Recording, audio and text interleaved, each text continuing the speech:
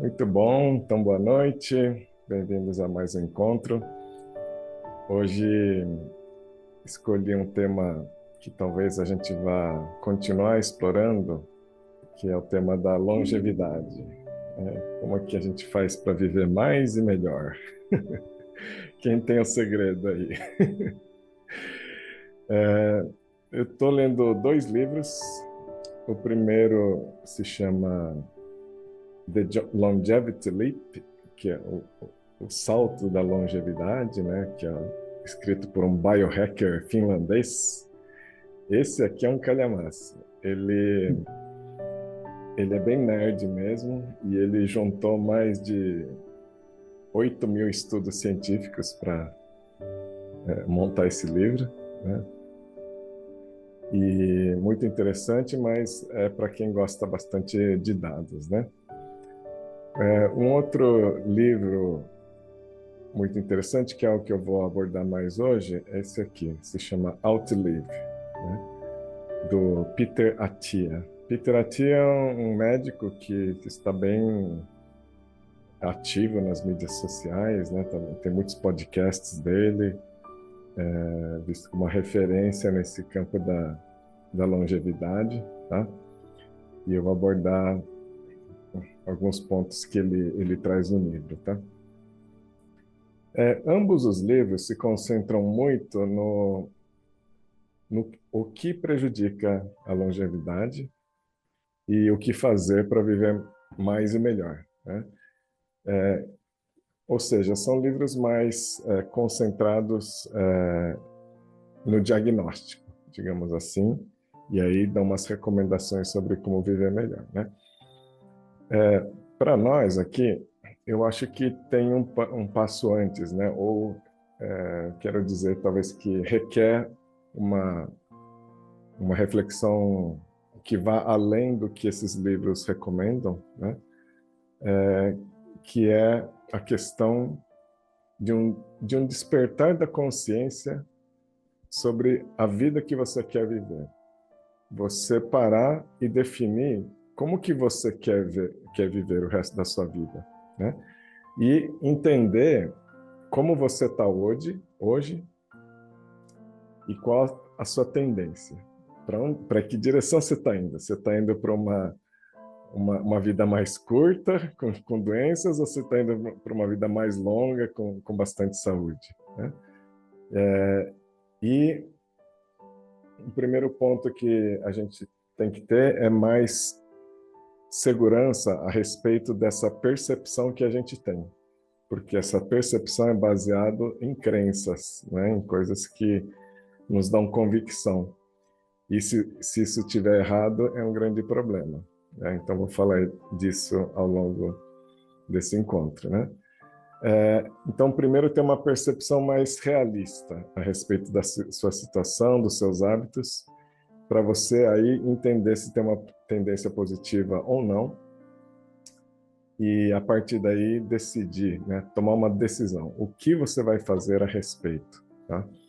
Porque enquanto ficar na questão do pensamento somente, isso não vai se traduzir na sua vida longeva, né? Esses dois livros também não falam muito sobre a parte da saúde mental, a importância dessa observação dos pensamentos e das emoções, né?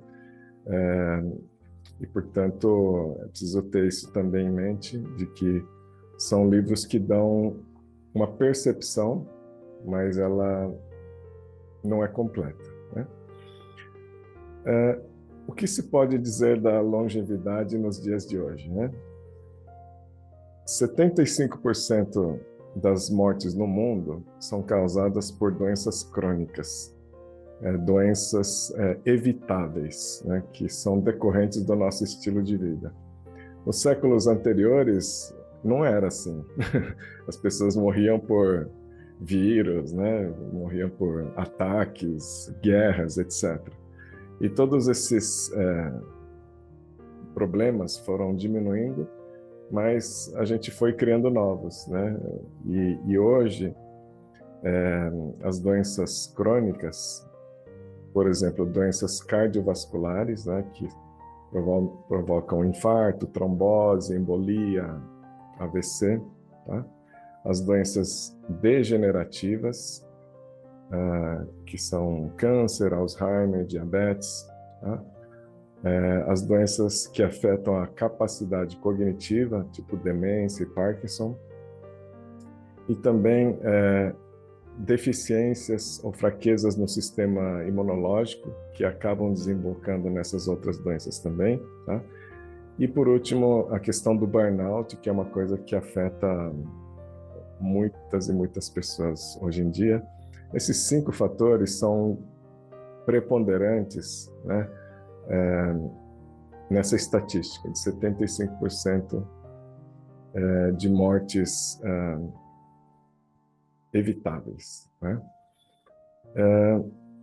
Essa não é, na verdade, a pior notícia. A pior notícia é que, em média, as pessoas estão sofrendo por 10 anos antes de morrer.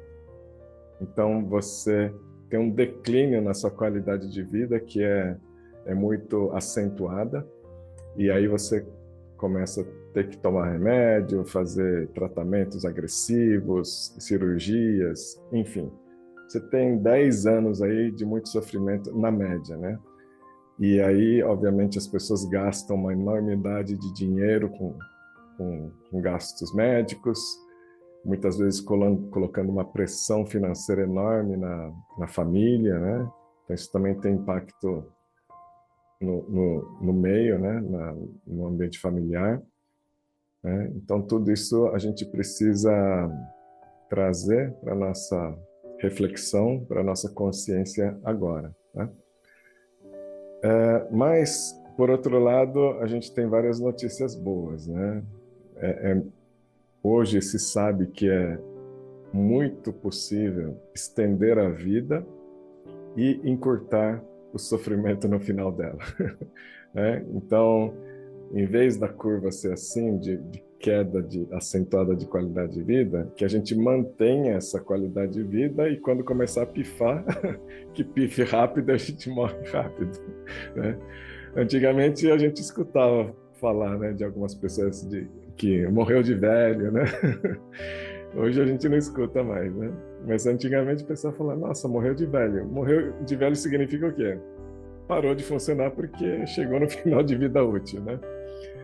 E esse é o ideal, ou seja, que a gente curta a vida no máximo da nossa possibilidade, por muito tempo. Então hoje não é um grande paradigma mais pensar nas pessoas vivendo mais do que 100 anos, tá?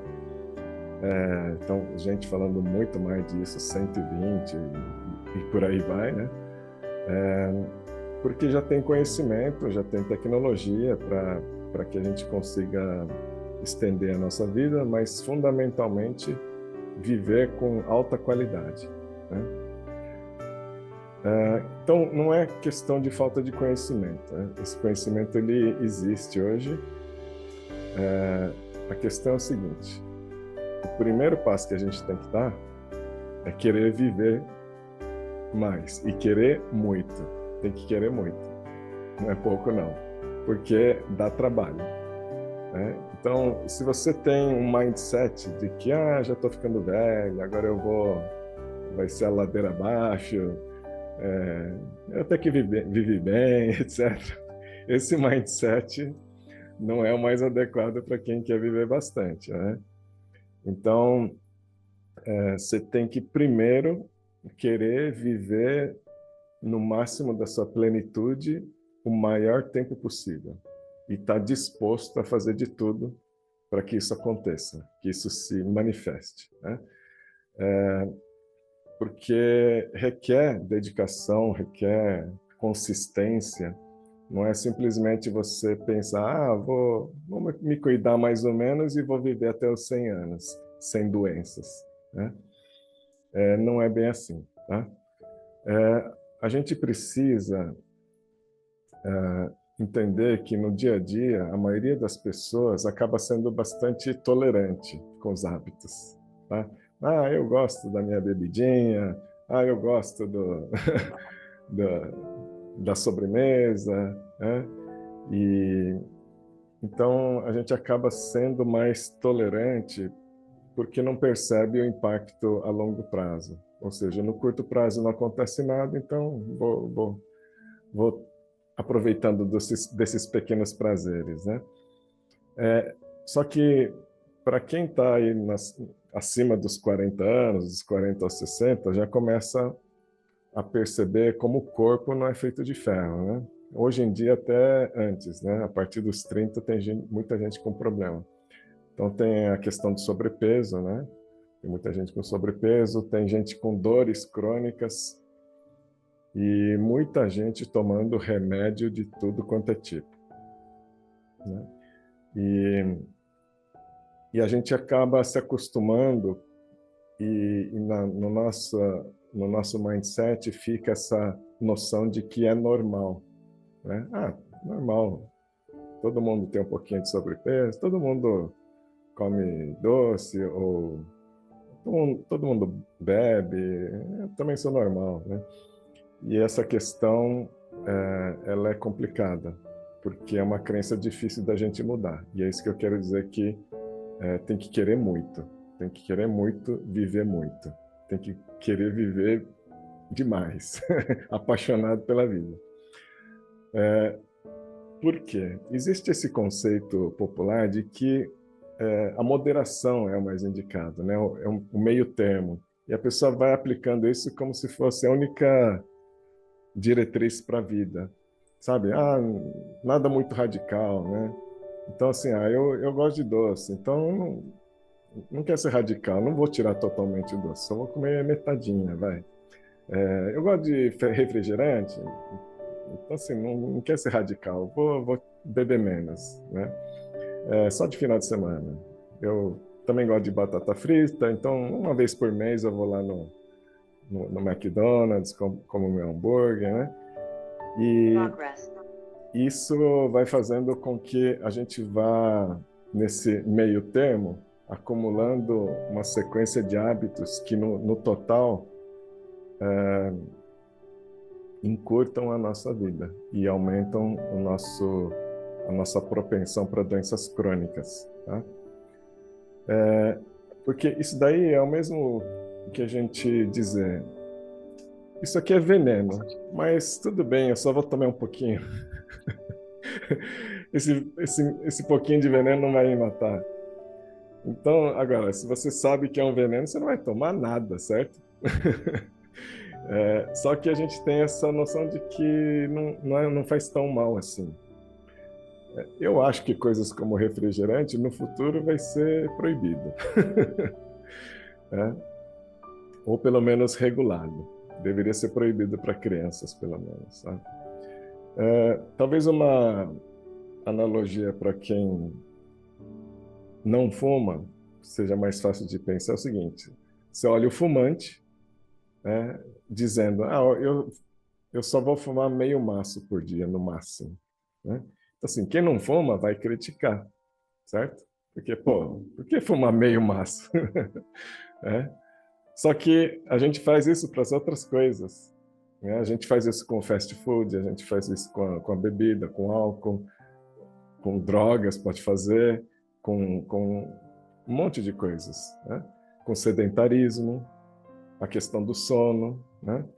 Então a gente vai achando que esse meio termo é o ideal, é o adequado, né? E não é, infelizmente. Essa é uma crença, tá? Para você ter realmente longevidade saudável, você precisa observar isso com muito mais atenção, tá? Se você olha simplesmente essa questão do fumo, né? O fato de você ter declinado a taxa de pessoas fumantes no mundo salvou mais vidas do que qualquer intervenção que a medicina já tenha feito na história. Né? Então, um hábito. Né? Então, muito cuidado com esse pensamento de tudo com moderação. Ele se aplica em alguns casos, né? Mas a gente não é bom para definir nem o que é moderação. A gente precisa revisar isso daí e ajustar para aquilo que a ciência está falando que realmente vai fazer a diferença para a nossa longevidade, tá? Existe aí uma crise de doenças do metabolismo, né? A gente vai agregando esses hábitos e isso daí vai prejudicando a nossa capacidade de transformar nutrientes em energia. O corpo vai ficando cada vez mais travado, tá? E isso tem muito a ver com os chamados estados inflamatórios do corpo, tá? E o principal motivo é a grande flutuação que a gente permite no sangue da nossa taxa de açúcar, tá? À medida que a gente vai permitindo conviver cronicamente com taxas de açúcar mais elevadas, o pâncreas tem que injetar mais insulina para baixar essa taxa de açúcar no sangue, porque o corpo ele é veneno para o corpo permitir uma taxa de açúcar elevada. Então, a todo custo, essa taxa de açúcar tem que baixar no sangue. E a insulina é a chavezinha que faz o açúcar entrar na célula. Então, com a insulina, o açúcar entra na célula, vira energia e tudo mais. No começo tudo funciona bem, só que com o tempo, essa persistência de açúcar elevado no sangue, ano após ano, década após década, vai criando nas células um funcionamento já menos eficaz, né? E aí a insulina começa a não funcionar. Começa a não funcionar porque a célula não aceita direito a entrada do açúcar, tá? E aí se cria a chamada resistência à insulina, né? E aí resistência à insulina faz com que o pâncreas injete mais insulina no corpo ainda. Então, vai piorando a situação, tá? Aí já é uma situação de pré-diabetes. Então, nessa situação de pré-diabetes, você já vai gerando uma série de inflamações no organismo, tá? O açúcar em excesso vai sendo transformado pelo fígado também em gordura, tá? A gente acha que gordura que se deposita em gordura no nosso corpo, né? Na verdade, não, né? Também, mas a principal é o excesso de açúcar que o corpo tem que tirar do sangue de qualquer maneira. Ele transforma em gordura e deposita principalmente no abdômen, né? Então, acaba sendo um reservatório, né? A barriga, né? E aí a gente fala de açúcar achando que são os doces, né? Bolacha, etc., mas é tudo que é carboidrato também. Então, farinha branca, principalmente, farinha branca e açúcar são os vilões, né? E eles vão se transformando em gordura, tá? Então, a gente não sente esse dano que a gente está fazendo no corpo, porque isso vai acontecendo muito gradualmente ao longo dos anos, tá? Tem vários indicadores que vão piorando antes de se manifestar essa síndrome metabólica, essa resistência à insulina, mas a maioria dos médicos não monitora esses indicadores, né? E por isso você não fica preocupado, né? Aí com o tempo você começa a ver que o colesterol está subindo, né? Então, aí você começa a olhar, mas também não faz muita coisa porque a coisa é gradual, certo? O colesterol já indica que esse estado inflamatório já existe há muitos e muitos anos, tá? Então, esse exercício de consciência, ele é fundamental, tá? A gente precisa entender que tem sinais de alerta no nosso corpo e que se a gente quiser ter essa longevidade saudável, a gente precisa mudar.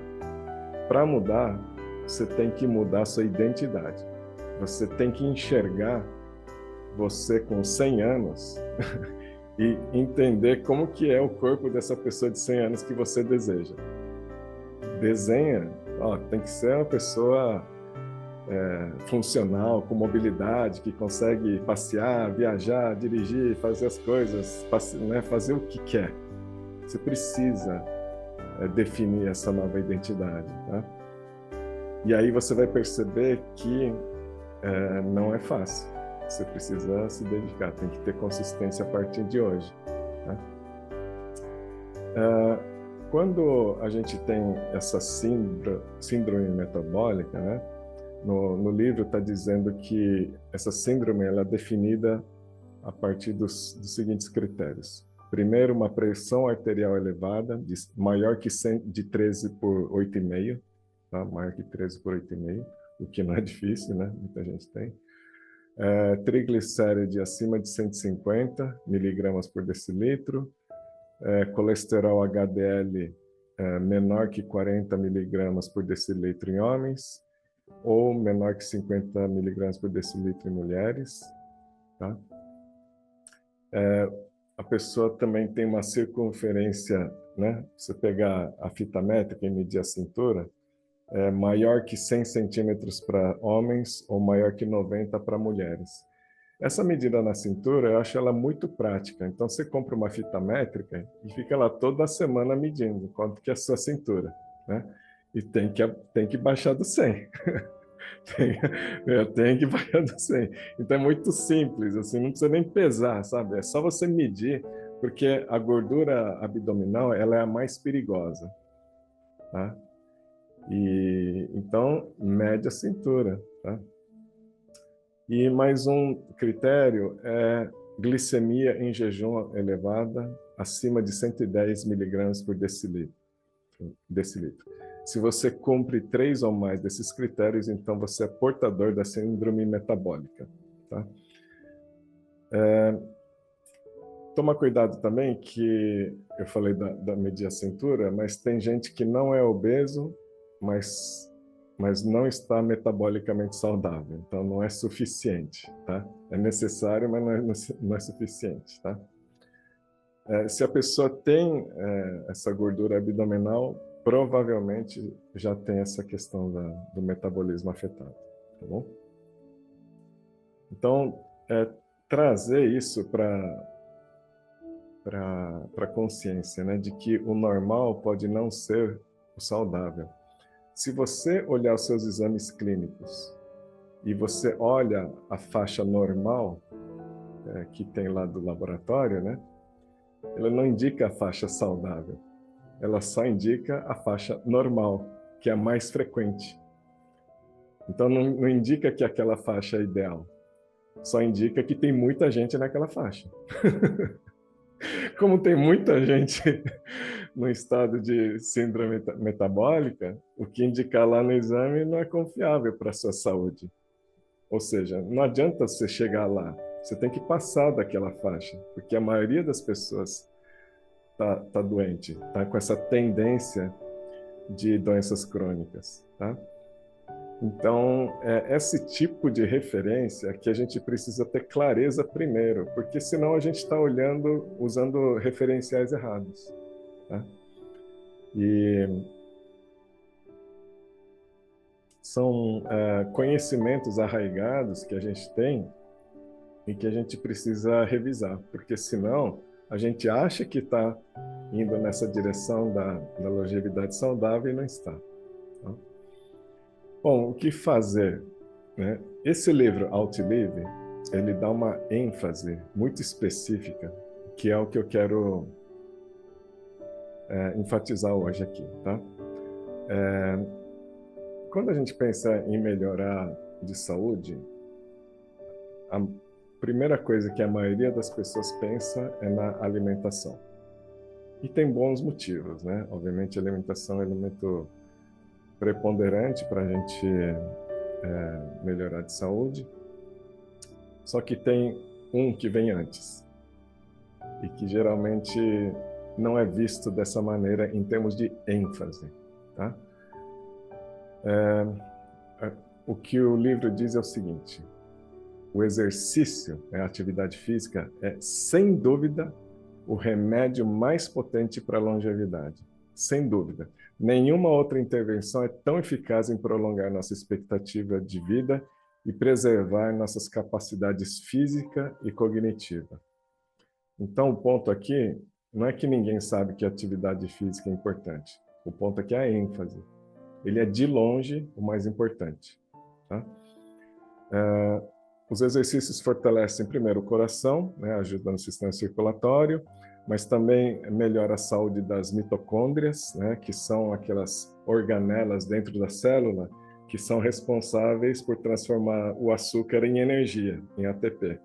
Né? Então, se a mitocôndria não funciona bem, você não tem energia. Então, melhora também a capacidade de metabolizar glicose e gordura.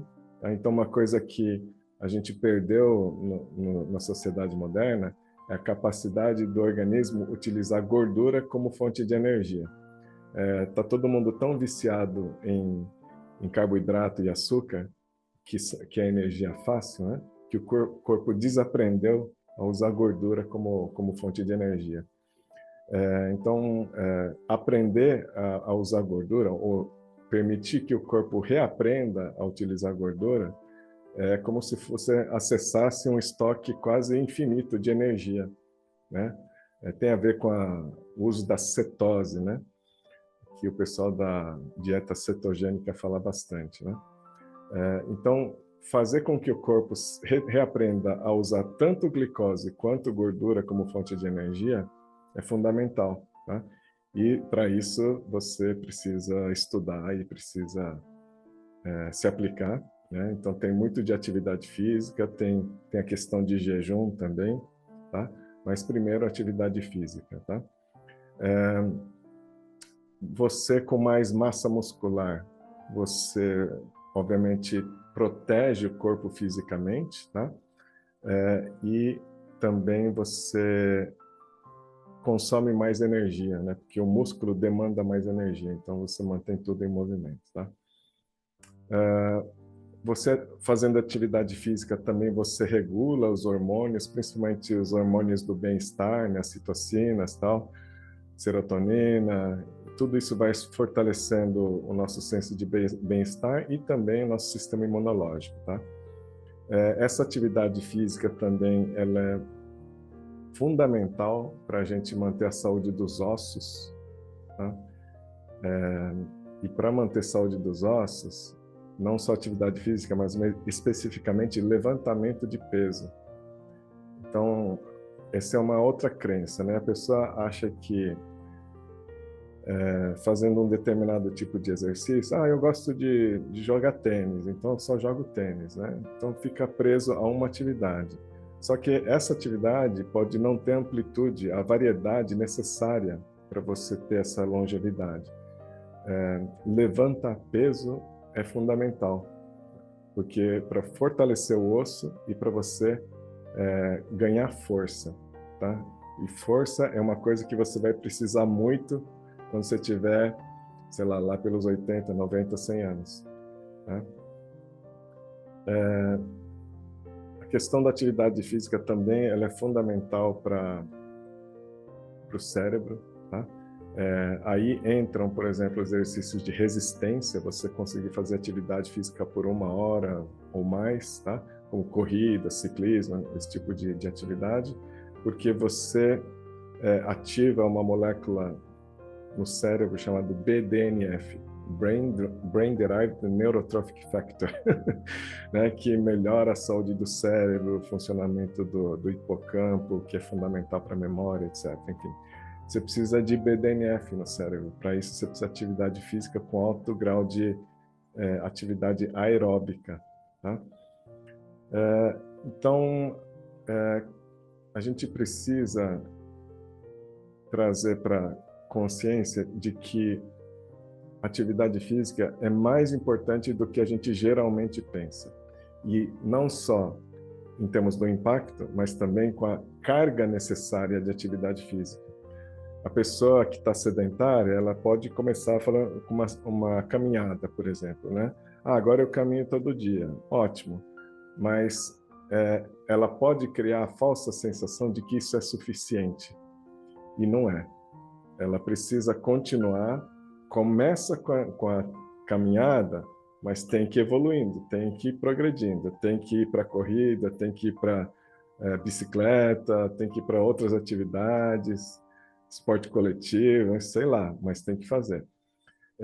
Tem que ter esse componente aeróbico, tá? Mas também componente de força, né? Massa muscular, e componente de estabilidade, que é o equilíbrio, né? O corpo saber reagir às mudanças do ambiente, né? Imagina o seguinte, a pessoa quando chega aos 80 anos, a pessoa perdeu, em média, 8 quilos em comparação à época onde ela tinha a melhor forma física. Então, pensa, por exemplo, que você tem hoje a sua melhor forma física. Agora, se imagina com 8 quilos de músculo a menos. A diferença que isso vai fazer na sua vida. Tá? Então, agora, se você, em décadas anteriores, você faz um trabalho e vai crescendo a sua massa muscular, então você vai poder, por exemplo, perder os 8 quilos e ficar como você está hoje. Né? Mas a pessoa que se cuida, né, com alto nível de atividade, ela vai perder de 3 a 4 quilos, em comparação com os 8 quilos. Tá? Por que isso é tão importante? Porque você quer ter uma longevidade com autonomia. Para ter autonomia, você tem que ser capaz de andar, subir escada, descer, carregar peso, né? Fazer de tudo. Você imagina fazer tudo isso com 8 quilos de músculo a menos. Você vai ter lesão, e se lesionar, que é o grande vilão, você vai ficar mais um tempão parado e vai perder mais músculo ainda, certo? Então, a partir dessa idade, a perda de músculo ela é vertiginosa. Então, se a pessoa não tem esse hábito de atividade física, vai perder mais rápido ainda, certo? Outro fator é o seguinte, que os idosos, eles estão morrendo não em si por causa da doença crônica. A causa prática pela qual eles morrem é queda. A pessoa cai e morre. Sofre uma queda, bate a cabeça e morre. Esse é a pessoa morre de queda. Esse é o fator mais comum. Por quê? Porque perdeu musculatura, porque o cérebro já não está com a mesma vitalidade, né? A percepção não é a mesma, a pessoa cai com frequência, né? Nos Estados Unidos são 800 mil idosos hospitalizados por ano por queda, né? Então isso significa que está muito claro qual que é o cenário. O cenário é que a gente tem condições de viver mais e bem, só que a gente tem que ter uma grande capacidade aeróbica e tem que ter força, tem que ter músculo. Se não tiver isso, nada feito. Né? E a gente se engana achando que está bem hoje. Esse está bem hoje é insuficiente para o estar bem lá na frente. Esse é o ponto que a gente precisa prestar atenção. E aí significa que a gente tem que sair dessa nossa tendência através de mudança de hábitos, tá? E a partir disso melhorar cada vez mais. Então, chegar num ponto bom, mas seguir melhorando, porque aí sim a coisa vai ser virtuosa, tá? Tem um medidor chamado VO2 max, né, que é a capacidade de volume de oxigênio por quilo de peso. Então, quanto que a gente consegue movimentar em termos de volume no nosso corpo, né? Então, quanto mais atleta de elite, maior o VO2, né? O VO2 se mede naqueles testes de esteira, a pessoa correndo no máximo. Quanto tempo a pessoa consegue fazer isso no máximo? Esse é o estado do VO2, ou seja, é um teste incômodo, né? Só que esse VO2 max é um indicador que tem maior correlação com a taxa de mortalidade, né? Então, se a pessoa está no quartil inferior, então os 25% piores em termos de VO2 max, ele tem uma probabilidade 5 vezes maior de morrer do que quem está no topo. 5 vezes. É assim, é gigantesca a diferença, né? Então, uma diferença assim impressionante, tá? E isso é, então, decorrência da nossa capacidade aeróbica. Então, gente, tem que correr, tem que remar, tem que fazer bicicleta e tem que fazer bastante, né? Quando eu comecei a correr e aprendi a fazer corridas de média e longa distância, né? Que hoje eu não faço de longa distância mesmo, mas o que eu percebi intuitivamente é que quem consegue fazer uma corrida de 10 quilômetros, que seria mais ou menos a pessoa vai levar 1 hora, de 50 a 1h10 mais ou menos, né? Quem consegue fazer isso tem uma capacidade aeróbica boa, né? Mesmo que vá devagarinho, mas assim, consigo fazer esses 10 quilômetros e consigo, sabe, numa boa. Se precisar, você faz todo fim de semana. Se você fizer isso, você está com uma capacidade aeróbica bacana. Essa é a minha intuição, né? Não sou especialista, mas é o que eu sinto, assim, tá? E não é difícil chegar lá. Parece impossível para quem nunca fez, mas um pouquinho a cada dia, um pouquinho a cada semana, em termos de meses, é relativamente bem rápido, tá? Então, não é um problema você chegar nesse nível. O importante é você ter o mindset de que você vai manter ou melhorar esse nível, tá? E você vai ficar, então, com essa parte do VO2 max bem coberta, tá? Outro indicador, além do VO2 max, é a questão da força muscular, inclusive a questão da força nas mãos, né, de fechar nas mãos, chamado grip, né, em inglês. Essa força, ela tem uma relação direta com a expectativa de vida da pessoa. Quanto mais forte, maior a expectativa de vida. Então, tem que ter força. E aí, o que eu disse, né? Uma coisa é a massa muscular, né? Isso é importante, tem que ter massa muscular. Só que mais específico do que isso é uma massa muscular com força, ou seja, a capacidade de realizar esforço, tá? E isso é extremamente relevante para a longevidade, tá? Pode ser até, alguns estudos indicam que até mais preponderante do que a capacidade aeróbica. Mas ambos são super importantes, né? Então, ter essa noção de que a gente precisa ter a capacidade aeróbica, mas também ter força para levantar peso. E isso vai contribuir para a massa muscular, mas também para a saúde dos ossos, tá? Tem a ver também com a qualidade da taxa de nascimento dos glóbulos vermelhos também. Ou seja, tem um monte de coisas envolvidas, tá? Flexibilidade é outro ponto que é importante e estabilidade, né? Então, você ter,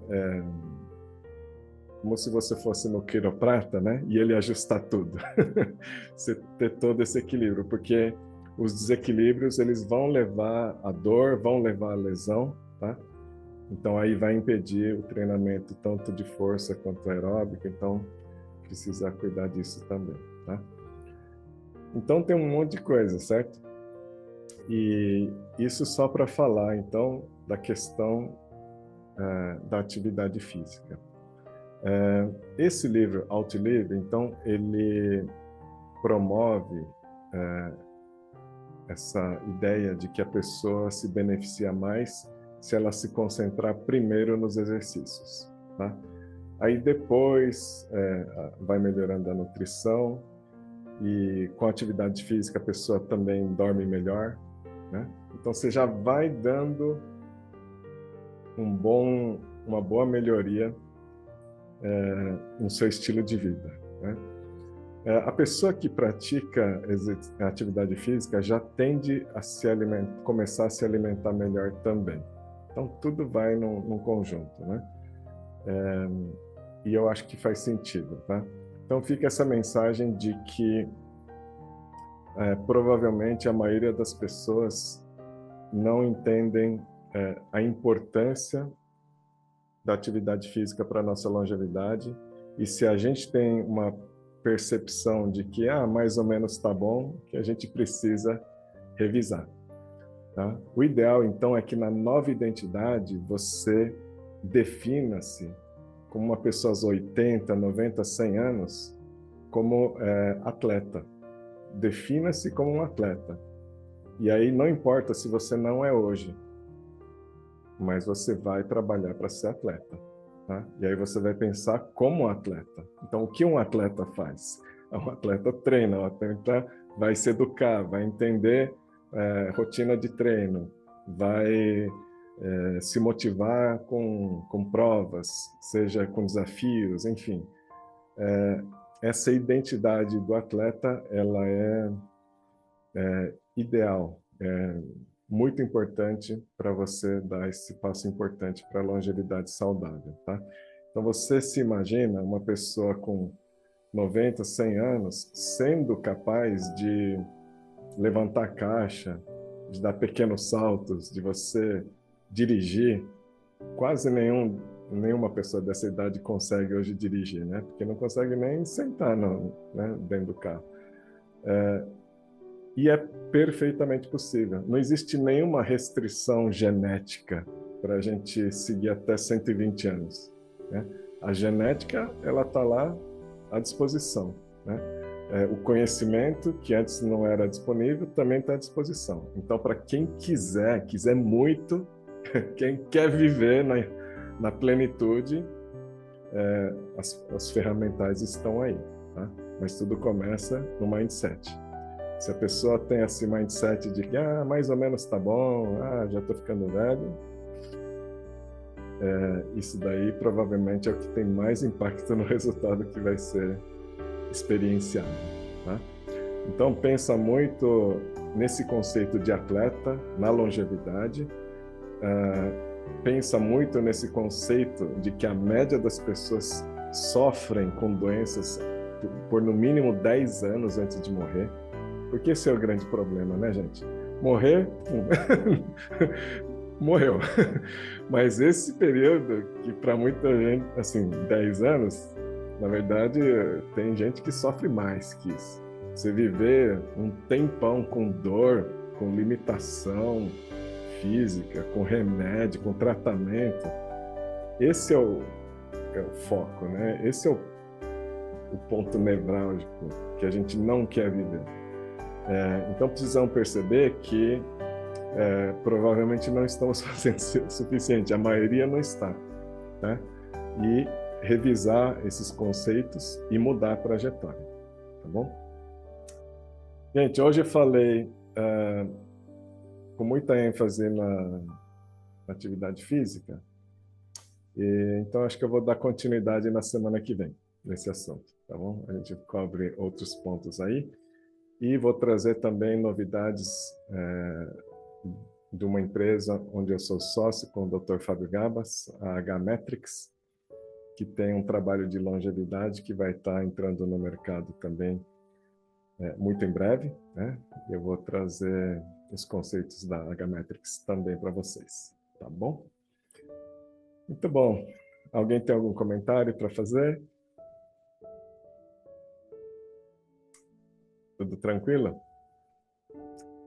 Então tá Eu acho bom. que, Oi, eu acho que de todos os desafios, cortar o açúcar, eu acho que é o pior, né? é muito Porque, individual, né? pelo menos comigo, cortar o açúcar é terrível. Tô sempre me enganando e comendo docinho escondido, um sorvete, que é o Você é crime, né? bem-vinda Ao clube. ao clube, né? É, é muito difícil porque o açúcar ele é viciante, né? É, De fato, ele é um vício, tá? Eu, eu completei 2 meses agora sem glúten e sem açúcar na minha alimentação. Pela primeira vez na minha vida que eu consegui fazer isso, né? O açúcar, ele é muito difícil da gente retirar de uma vez, tá? Então, quando você tenta retirar de uma maneira muito radical, você não consegue manter, tá? sim, Então, você tem que... eu percebi que o mais fácil é você preparar substitutos. Então, porque nós somos criaturas de hábito. Então, você tem um horário que você gosta do docinho, sim, tem provavelmente. mesmo. Tem um É, lugar que você gosta de é, comer o é. docinho, né? Nós somos criaturas de hábitos. Então, como você sabe o seu hábito, você pode se preparar e começar a trazer substitutos mais saudáveis. Mas você tem que se planejar. Então, você tira o doce, põe uma fruta, que também é docinho, né? Mas já é mais saudável. Você começa a colocar coisas menos doces e fica lá uma semana. Mas toda semana você tem que mudar um pouquinho, tá? Até o momento que você coloca coisas salgadinhas em vez das doces, tá? E aí o estágio final é parar de beliscar, porque o ideal é que a gente se acostume a comer só nas refeições, tá? E parar de beliscar, o que é difícil também, mas tem que ir aos pouquinhos, porque o beliscar ele está mantendo a glicose elevada no sangue. Por isso que a gente deveria se concentrar realmente em comer só nas refeições, tá? Porque aí, entre as refeições, a glicose baixa, a insulina baixa também. E aí o corpo vai se curando e vai parando de se inflamar, tá? Então, é difícil, mas você precisa ter uma convicção gigantesca. Por isso que tem que colocar na sua nova identidade que você não vai comer açúcar. Você vai tirar refrigerante, né? O ideal é que você tire farinha branca também, né? Sim. Porque farinha branca se torna açúcar, tá? Então você tem que criar esses truquezinhos e não parar, tá? Sempre seguir. Outras pessoas têm dificuldades com outras coisas, né? Tem gente que tem dificuldade de parar com a bebida, né? O álcool também Sim. ele vira gordura, Vira né? açúcar, né? Então é complicado, né?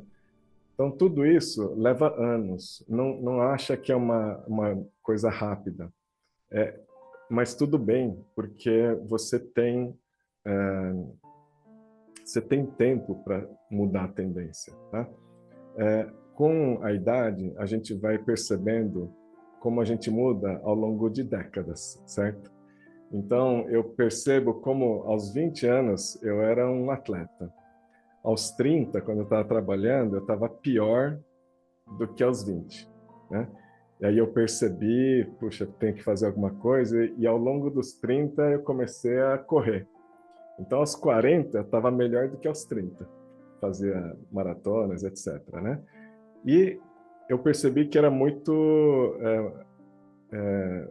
monótono, né? Uma coisa só, né? Então não tinha variedade. E aí comecei a agregar pilates, depois o CrossFit. Então aos 50 eu estava melhor do que aos 40, né? Então a questão é assim, como que você pode estar melhor no final da década do que no começo da década? Se desafie para isso. Ou Sim. seja, não é essa semana, a semana que vem. Você tem que botar essa visão de longo prazo. Coloca no final da década como você vai estar, depois na outra década, outra década, e assim por diante. Tenta estar melhor do que na década anterior, né? E com isso você vai mudando a sua trajetória. Tá? Sim. Então, ter essa convicção de longo prazo inabalável. E não aceitar essas crenças de que, não consigo, já era, etc. Não acredite nesses pensamentos, né? E cuide a cada dia um pouco mais, porque realmente os frutos virão. Tá? Isso aí, gente. Então, na semana que vem a gente fala mais sobre isso. Para quem está aqui ao vivo, vamos fazer uma meditação. Para quem está assistindo a gravação, deixe seu comentário. Convido você a participar ao vivo também. E a gente se vê na próxima semana. Valeu. Tchau, tchau.